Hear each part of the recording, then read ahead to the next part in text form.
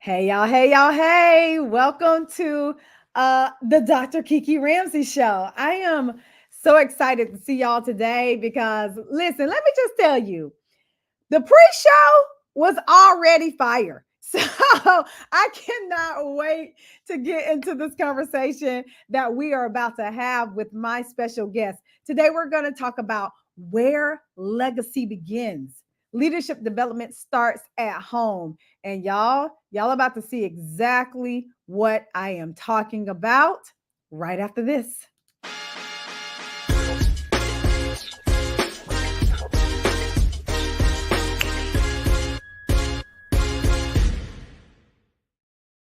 Dr. Shelley, welcome to the Yes, show. ma'am. Welcome to the Kiki Ramsey Show, friend. Oh, thank you for having me. I'm so excited to be here and talk about all the things that I love as a leader and a leadership coach and a leadership mentor and someone who knows the power of leadership. This is the conversation we all need to be having. Yes. Well, let me just tell him, y'all weren't privy to the pre-show, but Dr. Shelley was already on fire back there. We was talking about all the things. And so I know she's gonna bring it to the show today. So before we hop in deep in our conversations, why don't you just tell the Dr. Kiki fam who you are, a little bit more about yourself. Hey, y'all. Thank you so much, Dr. Kiki, for having me. My name is Dr. Shelley Jones-Holt. I go by Dr. Shelley because in my previous life, when I was doing the work in the W-2 world. Dr. Holt is something else. That Dr. Holt's the one with all the degrees and all that good stuff. She's the one that, that black woman in the boardroom that y'all know who that is. Dr. Shelley's a little bit different. I mean, I love that we get to, it's a beautiful thing about being who we are is that you can be whoever it is that you want to be, and especially who you need to be in certain situations to serve the people. And so what I do is I'm an executive leadership coach, having been a CEO and a superintendent and a teacher and all of those things. What I learned is that people sometimes are afraid of Black leadership, especially with the ways that we operate and situate ourselves in spaces. But Mhm. people love having a Black female coach. It's kind of like having that Jiminy Cricket on the side to say, "Oh no, that's racist. Don't do that, Mr. CEO." Mhm. And then he goes, "Oh, okay, now I know." So that's what I get to do, believe it or not, during the day during my day job is I'm an executive leadership coach focusing on creating safe spaces for people of color and other Mhm. minoritized populations in the corporate space. And in my after 5 hours, what I am is the CEO of Family Legacy 5 nonprofit, where we take all the leadership work and stuff that we learn in the workplace and we Mhm. apply it where it really matters, and that's at home. And so that's what we're going to talk about today is how do we actually lead in our own homes in a way that moves us forward as people, moves us forward as leaders and then as individuals, but ultimately moves our entire culture forward because that's what this is about.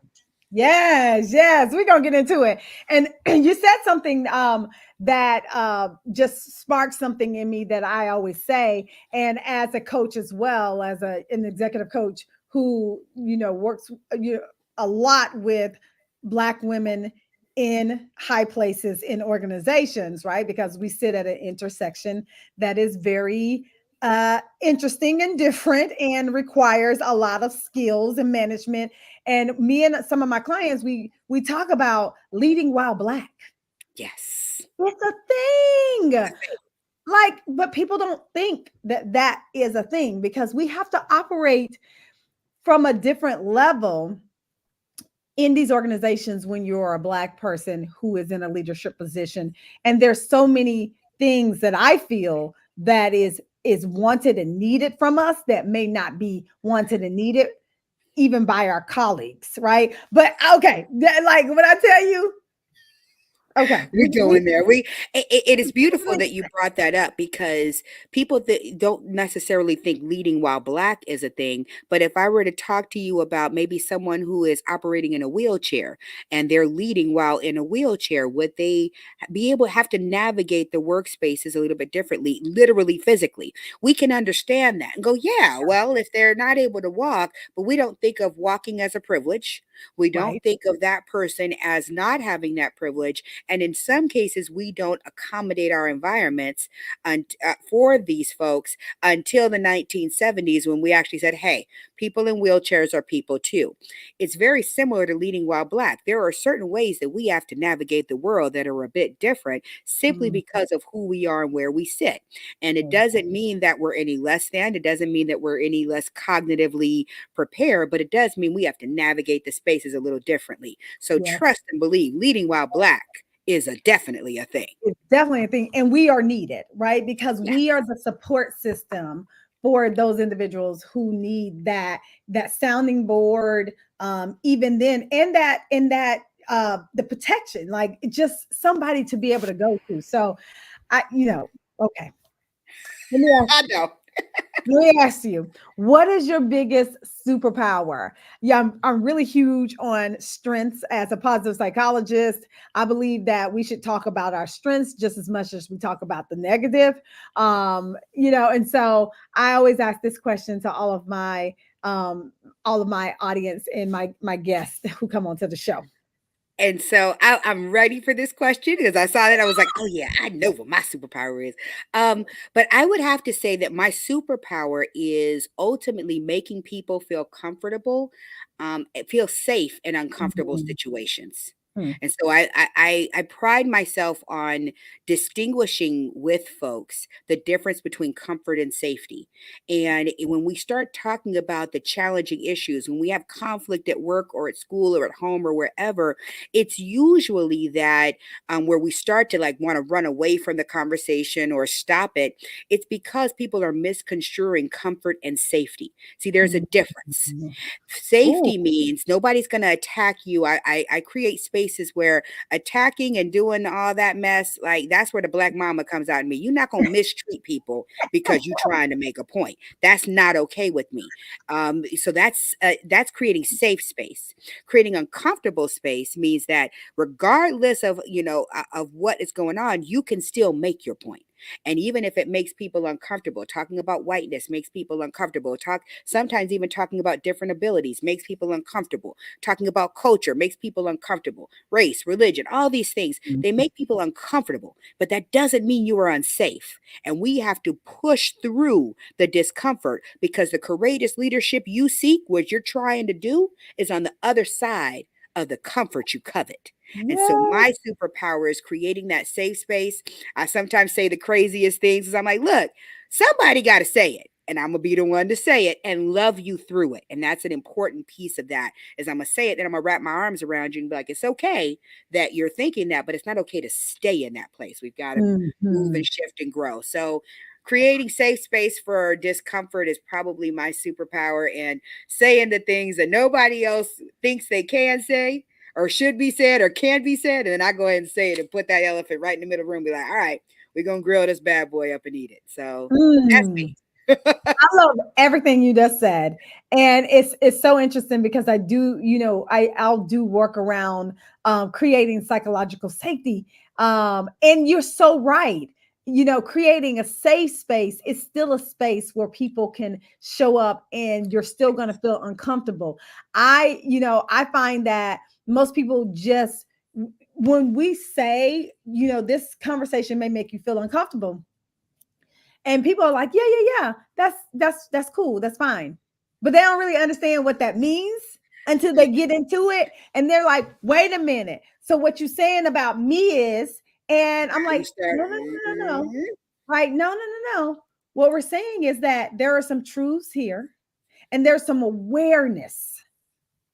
There's some awareness that needs to happen on your part.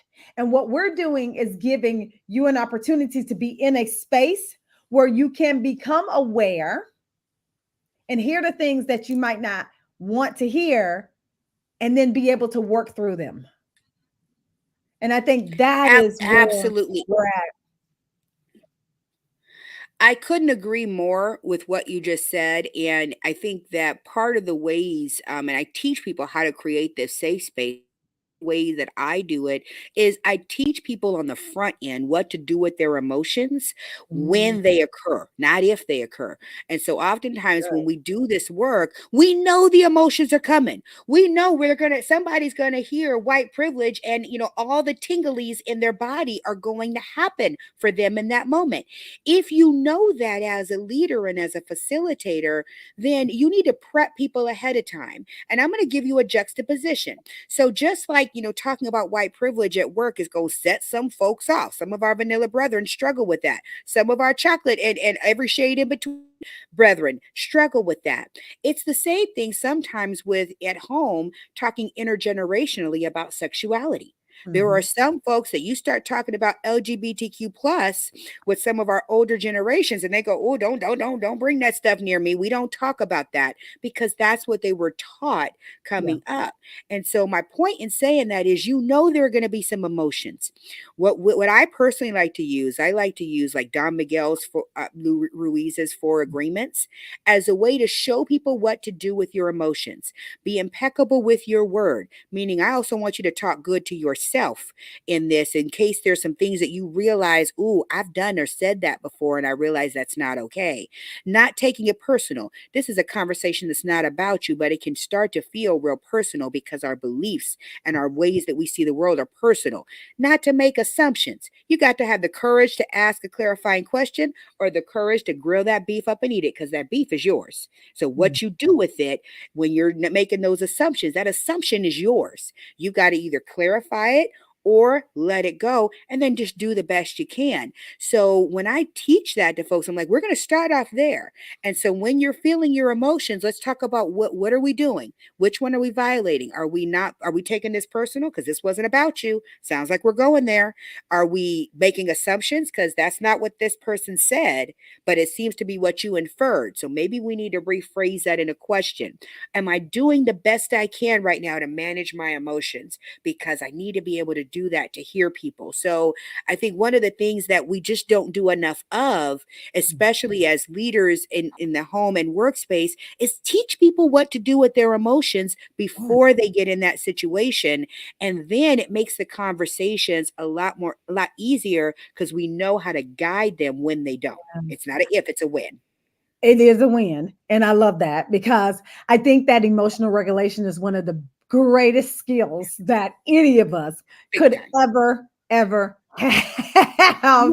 Girl, they got whole memes of people getting mad and losing I'm, their cool. Like they got whole shows about it. So yeah, let's keep our I cool when we mean, do this. and we thrive off of the drama, right? Like, people saying like, "Am I the drama?" Okay, so we drive off, we thrive off the drama. And so I really want to ask, right? Like, because we've talked about like how this leadership and legacy, starts at home. But I really want to know what you think about when you think of legacy, especially within a family. And when you say leadership starts at home, I want you to explain it. See, I like us to break it all the way down so that when people walk away from the Dr. Kiki Ramsey show, they actually understand what we're talking about and know how to apply it into their lives. And so I want to know what you mean by that. So, when I talk about leadership legacy, I'm so glad that you asked that question because enough people don't ask this. And it goes back to that whole idea of clarifying and seeking to understand, before being understood. That like, what is it that, you're exactly talking about, lady, and where does it apply, to me? And so, first of all, again, thank you for asking that question because so many people don't ask it. When I talk about the legacy of your leadership, where you live, learn, and earn, I'm talking about what it is that you are going to leave behind. Leadership means to serve. So, what are you leaving behind as a result of your service, whether it's to an organization, whether it's to your family, whether it's a community organization? What will be the enduring and long term understanding, feeling, emotion, etc., when your name comes up? Mm. And is it something that you've created, a product that you've produced? Is it a process? Is it a way that you made people feel? Is it the and those are things that really don't cost us much to lend your creativity and your education and your wisdom. It doesn't cost me anything to share my knowledge with people. So if I'm known as a legacy of my leadership as being someone who helped and moved and cultivated, then that's part of what this looks like. And if I may present very quickly, I'm going to show a slide real quick because I want to show if I can. Hopefully you can. Hopefully, I You should can. have practiced this. I should have, and I didn't even think about it until you said it. But oh, here I can just share. Maybe I could just And share if my you screen. are live, watching the Dr. Kiki Ramsey Show live, I'd love for you to drop your name and where you're tuning in from in the chat. We love to give you a shout out as we are here talking to Dr. Shelley about where legacy begins. Leadership development starts at home. It does. And so this is what so when we talk about it starts at home, this is one of the things I wanted to share with you is that we've created the 5 pillars of courageous family leadership. Mhm. And what we did was we took my degrees are in educational leadership and in service. So my bachelor's, my master's, my doctorate from USC, go Trojans, is all in the field of leadership. And what we did during COVID, when we saw all these conversations and such happening and all this turmoil happening at homes, there were a few of us that came together and said, "Hey, how can we apply what we've learned about leadership in the workplace and in communities to homes? Because that's what's missing is a true leadership structure and framework." And so this is where we came up when we talk about leadership and the legacy. What are you leaving when it comes to turning a house into a home? Mm. When when you look at your kids, do they know how to make their beds, to brush their teeth, get up and do the things that they need to do to turn a house into a home? And do you have different stages of what you're teaching them about running a home? We started here because we started with what is it that every family can teach their children without even, you don't even have to go to school for this. I mean, there are schools for it, but to turn a house into a home, to keep a clean house, to know how to cook, to know how, to make sure you change the air filters and what's a water heater and all of these basics of running a home. That does not require more degrees than a thermometer. It requires intentionality. It requires thought. And so these are things that were some of the things that we could focus on at home. We talked about personal leadership, getting to know yourself, your mind, your body, that emotional regulation. In African culture, we have something called sankofa, which means looking at your past to know your path forward. So, how are you teaching your children and your family about your heritage and where you come from, and making sure that my Black babies know that their history, their ancestry didn't start with slavery. Right. Slavery is a bump in the road of their history. It is not the road or the beginning of who they are as people. Relational leadership, how we communicate and get along with others. Moving to professional leadership, which is your career. This is the only thing the schools are there to serve you with, is to make sure your children know the ABCs, 1 2 3s, get the certificate of the diploma or whatever they need to do the job they need to now make money. And this is where financial leadership comes in, because we also should be teaching and reaching folks to make their money work for them. And so when I talk about leaving a legacy, especially in the home, these all require parents and family members to come together and lead to build this, not only in our children but in each and every one of us. And so I ask the question, what is going to be the legacy of your family leadership? Will your children and your children's children know this because you were intentional about it? Because trust and believe, your leadership shows up at the schoolhouse every day. It shows up in the workplace every day. So I know some of these areas we all need to work on, regardless of economic level, regardless of race, class, gender, anything else. We all got some work to do. So this is what I mean. Mhm. I love this. Oh my gosh. Because I was kind of like secretly stalking your website anyway before this, before this, and I saw these pillars, and I'm like, this is so good because I truly believe that all of these pillars are some things that we have to, we really have to be intentional teaching our children this, right? I have young kids. I have an adult son, and then I have littles, a 5 year Mm-hmm. old and a 7 year old. And You they you are got bigs and littles too, girl. Wait till I tell you. Go ahead. bigs and littles, right? So I have to teach these littles because they're in the house these things every single day. And I know they're watching me. They literally are, they are watching me. And I know they are, even when I don't think they watching, even when I don't think they listening, they'll say something that I have said. It was a month or two ago. And I'm like, you remember that? Right? And they're like, That had an impact on you? Okay. and so you have to really be mindful of what you're saying, what you're doing, how you are showing up, because that is teaching our kids exactly how to talk and how to show up in these all these spaces. And if you don't think you're teaching them, then you are wrong. You are definitely teaching them. I often tell people you can either raise intentional, great citizens, anti-racist, know how to get along with us, or you could accidentally raise, little jerks, little racists, little bigots. So it's up to you. But what's Mhm. happening is happening, and it's happening regardless of whether I just choose to be intentional with it at home and Yep. help others do the same, because really there is no blueprint for parenting. There's no blueprint for being a family member. Like, I don't have a job description for being a good auntie or a good friend or a good, in our culture, everybody turns into an auntie. So Everybody, my right. my daughter be like, "Who's that?" I'm like, That's Auntie Ann. That's Uncle Joe. That's That oh, part, they're like, girl, what? I kid you not. I was so confused because my mom was a flight attendant, and so I had aunties from every color of the rainbow. Oh, Because so I was same. so confused coming up. Like, Auntie Miriam is white as they come, and then there's Auntie Jen, and she's Asian, and then there's my actual mom's sister who is my auntie. And so I remember coming up like, I'm just confused. Everybody's an auntie. I'm just not gonna try to figure it out. That's that's my daughter, and my son. They were like, so they're like, wait, what, Auntie? But have I ever? They'll ask me, have I ever met her? That part, yeah, probably not. You ain't been here very long. Just saying. You I know, did have a life before you. I just love it though. But I feel like that's how we are as a culture. We family oriented. We welcome people in, right, with open arms and loving, lovingness. And I feel like that's the legacy that we also can leave to our children. And so I love that. I want to give a shout out to Roy Smith, who is joining us live. Hey, Roy, good to see you. Good to see you. So awesome.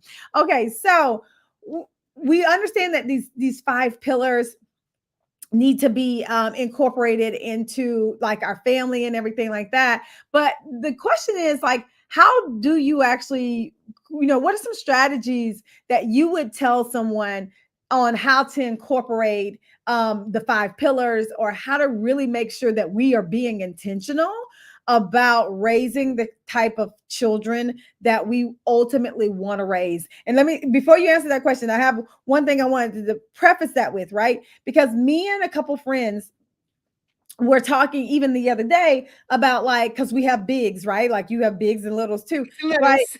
How like sometimes, I wish I had allowed the struggle to be harder, versus me stepping in, a lot to save, because that then also takes away from their learning experience and their ability to be resilient in the long run Yes. as well. And so when you are a person of means, it's also, I feel like that can be a difficult. We got so many topics. I'm trying not to confuse you, Girl, but we could go so many different we places. can go deep. But when you're a person of means too, when you're raising kids, when you can give them pretty much what they want, like a toy and Target is not a problem. But how do you then, raise kids to understand that, hey, I'm still teaching you how to be a good citizen, a leader, and not to feel entitled that this is yours, because baby, this is mine. This man's. I got you. Like, you know what? First of all, I cannot resist the moment to give a plug and just say, I actually do courses, seminars, workshops around this topic, Okay, good. whether it's your church group, whether it's your Girl Scout group, Top Ladies of Distinction, or your sorority group, or whomever, because it does take intentionality. So the first thing I'll say is that you want to create the safe space in your home, like what we were talking about earlier. easier for conversation. That's usually the first step I tell folks is, look inside yourself, inside your own personal leadership, and ask yourself, if you were your child, if you were in your family, would you come to you?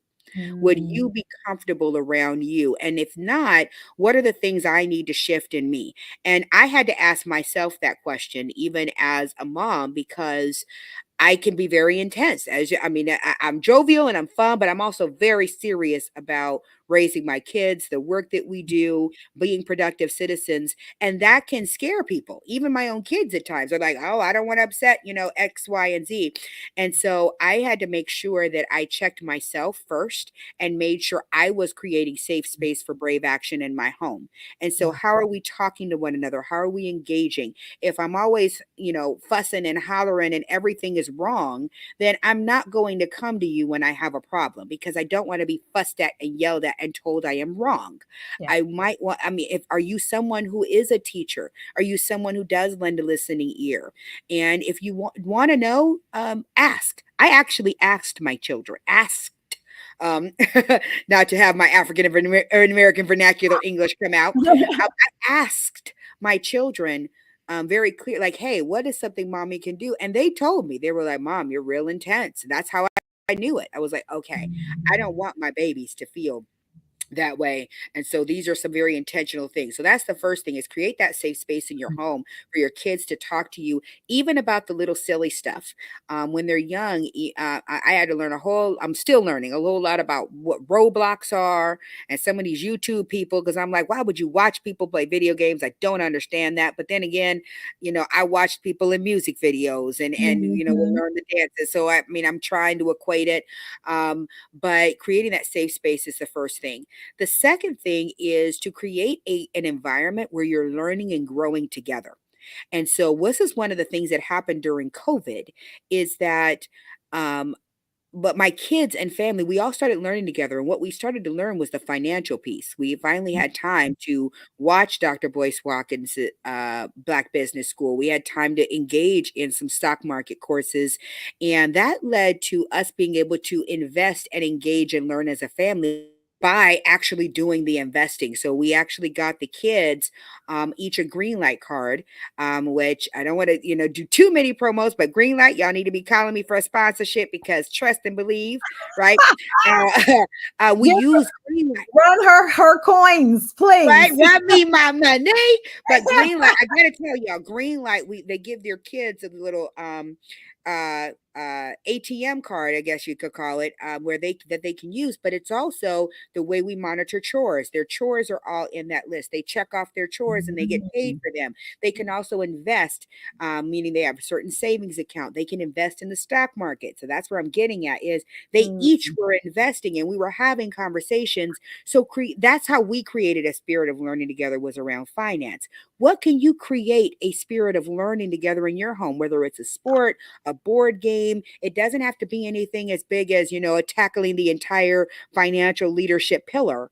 It could be mhm, something as simple as learning a nursery rhyme. Mama little baby like shortening. Mama little baby like mhm. shortening bread, right?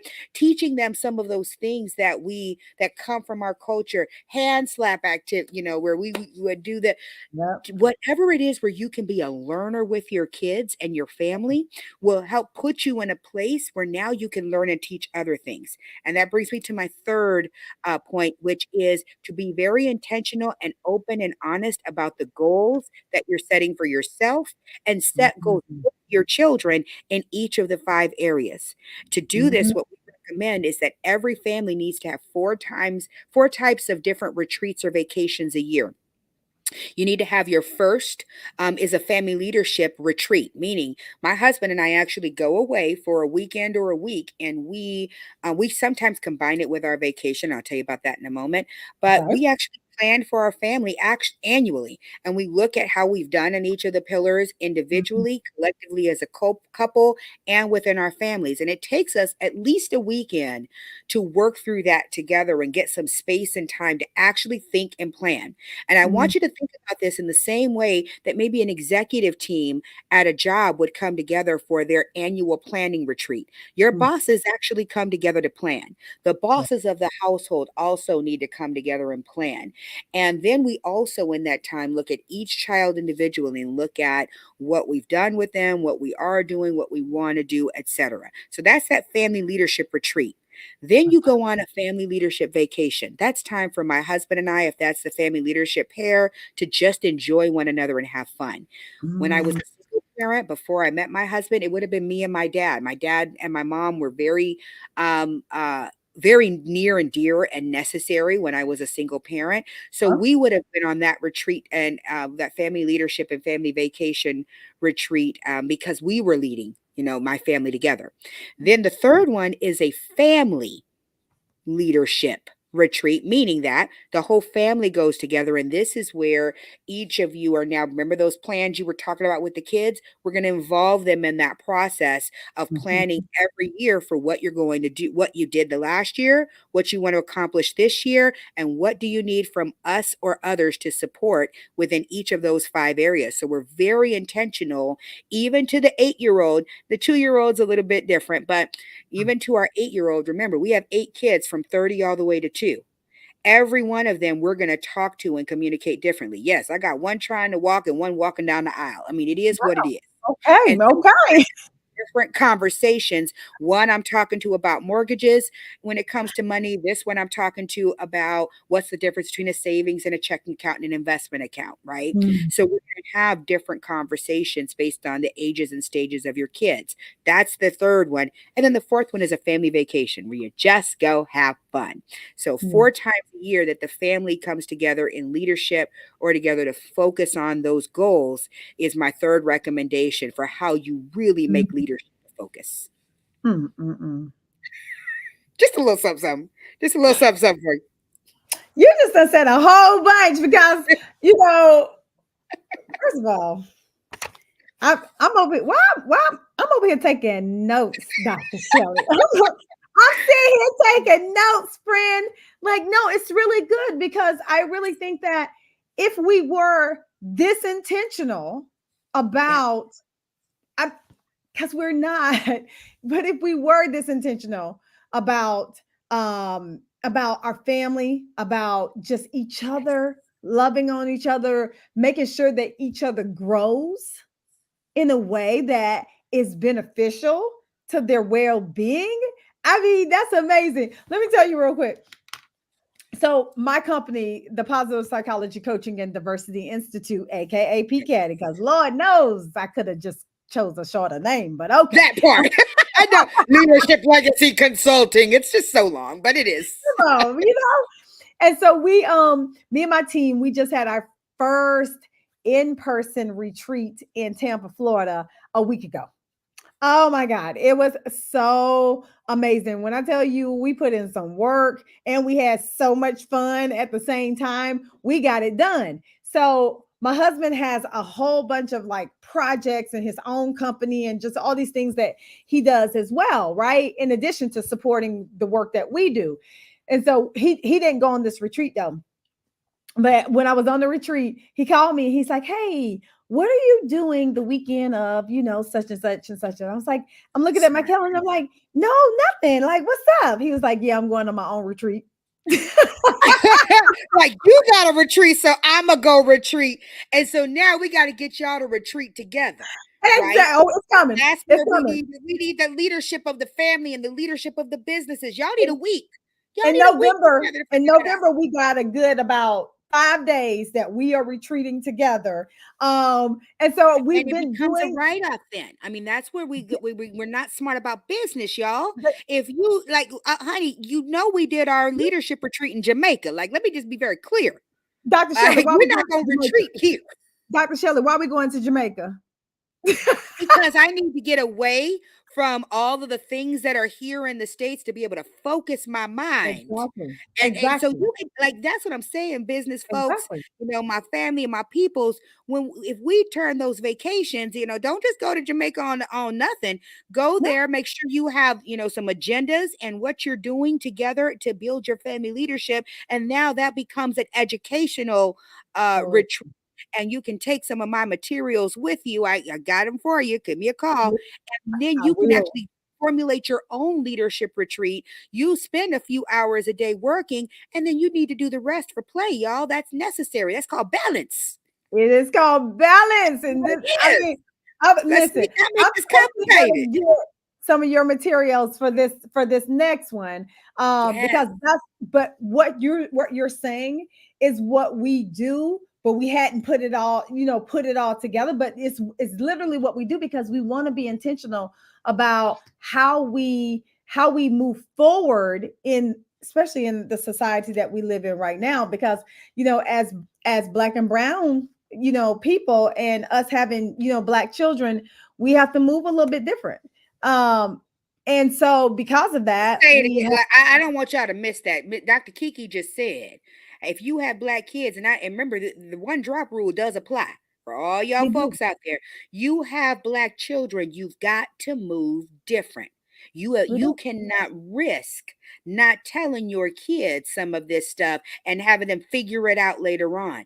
Our babies are way too precious and their Yeah, lives are way too endangered in this society for us to yeah. do this any other way. We got to move different, y'all. I'm sorry, I We just had to no, it was put good. No, an exclamation point on that one. necessary, right? Like Big time. necessary for us to know, because we don't have options, right? We don't have, like, because I wake up black every day. Like I Every don't, day. And there's mental health has to be part of it. Like, I know that I'm so blessed and excited for our community getting over this hump of the stigma of mental health issues. Because let me tell you, yes. epigenetics tells us that, the epigenetics research, and if y'all don't know what I'm talking about, that's Google that, EPI genetics, right? Mhm. Epigenetics research tells us that after and this was research done on Holocaust survivors, after one generation of trauma, the markers in the DNA of the children of the mothers of the Holocaust, meaning women who either had children or were impregnated during the Holocaust, or afterwards, like those who survived and then had children after they had been through trauma. Mhm. The DNA marker for being able to handle trauma was changed, and their capacity diminished after one generation of trauma after the Holocaust.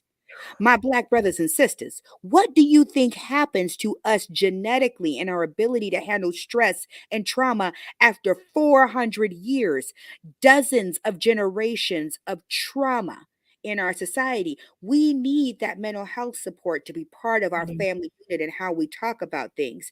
And so, Yeah. especially my brothers out there, I'm just saying this from the bottom of my heart, we need to make sure that we make that part of our planning. That's part of that personal leadership development, is how do we do the emotional regulation? How do I, quote unquote, man up? What does that look like? Does Yep. man up mean I never cry? Does man up mean I never feel? Does, being a strong Black woman mean I don't have emotions and I don't know what to do with those? Can I show those? These are all conversations we can have within our family leadership dynamic. And we need to make sure we understand mental health is just as important, if not more, than physical and all the other types of health. Oh, it's so, I so, so important. just had it, girl. No, oh my God, it's so important. So when Dr. Ramsey called me and said that, I was like, you got it. That part. you, It's like, you we gotta got it. do this.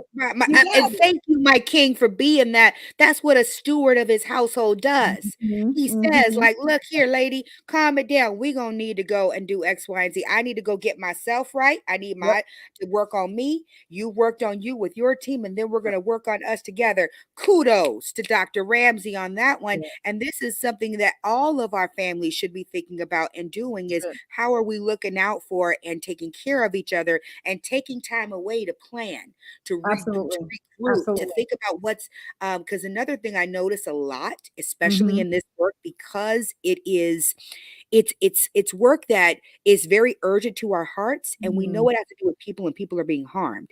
And what we tend to do is say, I want to get this far in it. And we Right. have 5-year goals that we're trying to accomplish in a year. And when we don't accomplish those, it's because they weren't realistic goals to begin with. And you didn't have a thought partner with some time to say, hey, baby, you know what? I know you're trying to get there, but let's start to step this out. And we can get here by year one, here by year two, Mhm. so that you're not stressed out 8 months in when you're not going to meet your 5-year goal because it was too big to begin with. It's a great, like long-term goal, but you didn't Yeah, have.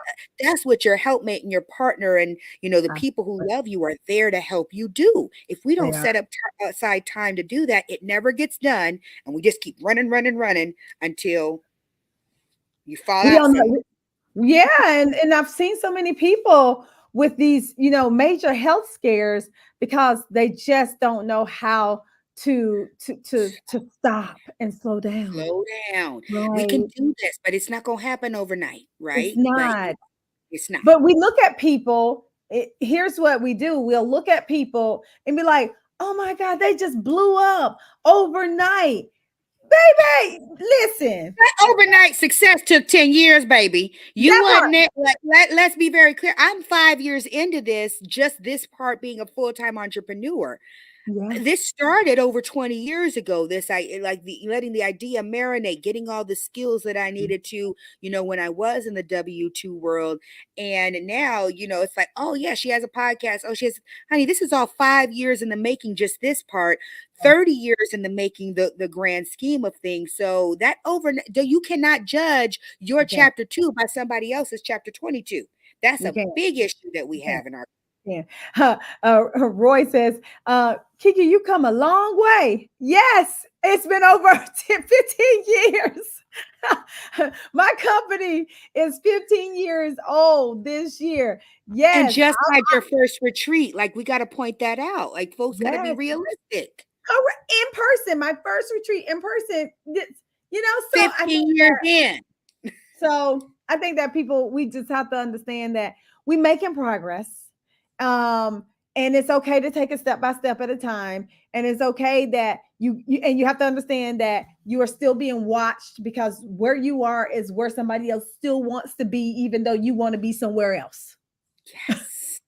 And you are and I think we sometimes forget, because here's the other thing when it comes to family leadership in particular, we don't often take times to celebrate those successes, and that's what those vacations are for that I just mentioned. When we go on vacation, even my husband and I, we take time to celebrate. At one point, my husband just said to stop me, and I looked at this office. Now this was the basement, and when I Mm, mean like ugly, ugly basement, this was like cobwebs and all the stuff. And now after COVID and all that, it's turned into my office and a space that I'm comfortable being in.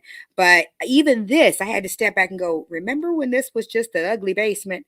And now yeah, you've turned it like we don't take time to celebrate the little things that yeah, happen in our lives, in our business, and in our yeah, families. Right? absolutely. We get We all don't. excited when the baby, all of a sudden learns to go on the potty and we're like, yay, great job. How many of us celebrated when our child mastered two-digit multiplication? Mm, How many of us celebrated when they finally were able to read a full sentence without help? mhm, How many of mm, us celebrated when, that high school student finally made it through their first set of finals or their first set of midterms? Right? We don't celebrate the little things. And so literally, like right after I get off this call, it's, quarter one just finished for my third grader, and we're gonna go celebrate the word parade and the fact that, he's at a elementary all by himself, and look at what he's learned and grown, and taking that time just to pause, yeah, celebrate where you are, and visualize where you want to be. My good people, celebrating with your kids and showing them that that is what we do is one of the yeah, greatest gifts you can give them, to celebrate those small successes, not just the graduations. I want yeah. to celebrate the first test that leads you to the graduation, because Mm. that's where we start building healthy habits. I don't want to just celebrate the end. I want to celebrate the whole journey. So how do we celebrate and bring that into our communities? I love you. I just love you. Like this is girl, we Oh my God. I and this conversation has gone by just like that. it Just like that.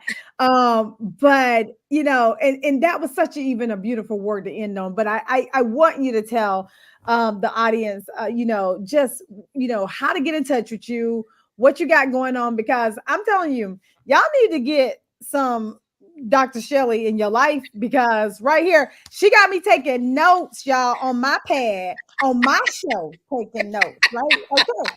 That's how it be. But here's the thing, right? we're all, I love it because we're all forever learning if we open up ourselves to be able to do that, right? And I mean, for me, as a coach, from a as a coach to a coach, right, we do this similar work, but we come with these amazing gifts that we Yes.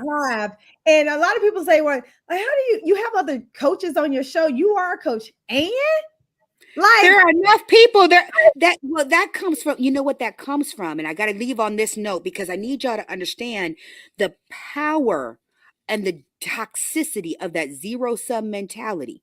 You see, yes. we understand that there are billions of people on this planet. We are just two coaches. That's it. Even between the two of us, we can't coach the billions, right? We got And it. so if you come with this mentality that there aren't enough people, that there isn't Mm, enough, that's part of one of the dangerous things that enslavement in this country led us to, was this idea that there's not enough. That yep. if I win, you lose. If you lose, and if you win, I lose. Well, what Right. about if we both win? And zero sum mentality says, I win, you lose. We got to get rid of that. Absolutely. I believe that we can all win. That is why I go on shows with other coaches, because yeah, there might be something my audience needs that you provide. I don't do the emotional stuff. Do I Mm. look like somebody that's all into the feelings? Like, let me be very clear, y'all. I'm not. I am not. Oh, I am on the other side of it, where I'm really about tactics and strategies, and how we actually get this done. I am not. We are all in different spaces. We all yeah. do different things. Yep. And so we've got to get out of this in our community, that there is this zero sum Yep. mentality that if I win, that means you lose. And therefore I don't, we're in competition. Like, this is my sister. This is my fellow coach. She wins. I believe, if as long as she's winning, that means that it's more possible for me to win. The That further part. she goes, that's why I'm like, ooh, that means I can go that far. And we've got to Absolutely. teach that mentality with intentionality to our children, so that they can see it the same way. And that's how we start building community together and not competition. I love that, and I love how you brought it back to that, because it's what I'm even teaching my children, right? Like, Yes. it's an abundance mindset. It's an Yes. abundance mindset. Like, I teach, I'm a positive psychologist, so I teach an abundance mindset. I teach it to my kids. There's no need to argue over that, because guess what? Y'all both in the same family. That's your brother. That's your sister. Like, it doesn't matter, right? And Y'all it need to starts share. there, like that. Those are the little things that, as parents, it don't cost me any money to teach you that. It It's just doesn't. to maybe do some work on my mindset. I have to shift the way I see the world. And Absolutely. that's where getting in touch with me or getting in touch with Dr. Kiki would make sense for you. So if you want to reach me, you can reach me on either one of my websites. Leadershiplegacyconsulting.com is more the executive side. FamilyLegacy5.com is for all my family leaders that want to do that family leadership work. You can email me directly at Dr. Shelley at FamilyLegacy5.com. That's Dr. Shelley, just like you see it right there on the screen, at FamilyLegacy, the number 5.com. And if you want to join our newsletter, if you go to the website, FamilyLegacy5.com, our newsletter is a great way to find out about upcoming courses, retreats, tours. We believe in bringing people together to do this work. Particularly, most of us are from communal cultures. African Americans are a communal culture, meaning that we do better together. And Mm. so we put together retreats, tours, and experiences for all kinds of family leaders to come together and do this work together. You are not alone. You do not have to figure this out by yourself. That is why we are called the African American community, the leadership community, the curriculum courageous family community. That's all of us coming together. So give me a call. Let's get together with some other folks trying to do some great work. And again, if nobody told you they love you today, please know that as we end this show, I end everything I do in love. This is all a work of love. And so please know that I love you very much. And I'm so glad to be here. Make it a great day, folks. Oh my gosh. Thank you so much for being on the show. This was For having so Oh, so phenomenal, y'all. If y'all don't do anything else, please reach out to Dr. Shelley because, I mean, as you can see, she is a wealth of knowledge. All right, y'all. So that's it for our show today. If this resonated with you, please, please, please, please, please share it with somebody. That's the greatest thing that you can do for the Dr. Kiki Ramsey Show is to share it with somebody else. This show will of course be on in all of your local podcasting channels, so you can get it anywhere, and then you can also get it on your social media channels. And then of course we have something really exciting and new happening in the Thrive Society community. So if you are wanting to be coached and you want to level up for the new year, and you really want to discover and dig into your purpose and passions in life, and transform your career, I I tell you, the one thing that you can do for yourself going into the new year is join Thrive Society. So you know that you can find that over on drkiki.com. And I look forward to seeing you in the community. All right. As always, you have the ability to create your own happiness. So go out there and make it happen. Peace, y'all.